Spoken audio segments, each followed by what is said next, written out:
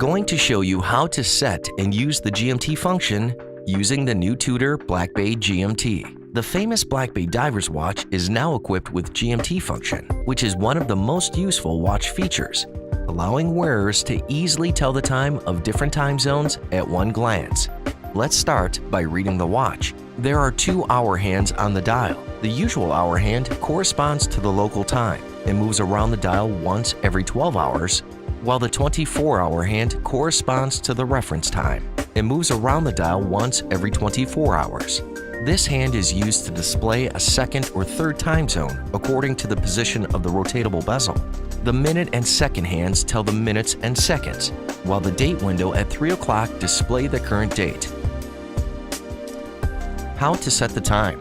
Always start by setting the reference time, which is your home or main time zone. Put the bezel in the neutral position before unscrewing the crown and pull out to the second notch. Set the reference time using the 24-hour hand against the graduations on the bezel and the minute hand against the graduations on the dial by turning the crown in either direction. Push in, then screw down the crown. The reference time is set. Setting the local time of the current city you are in.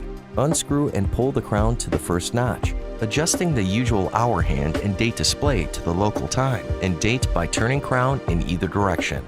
Push in, then screw down the crown. Take note that the date only changes as the hour hand passes midnight.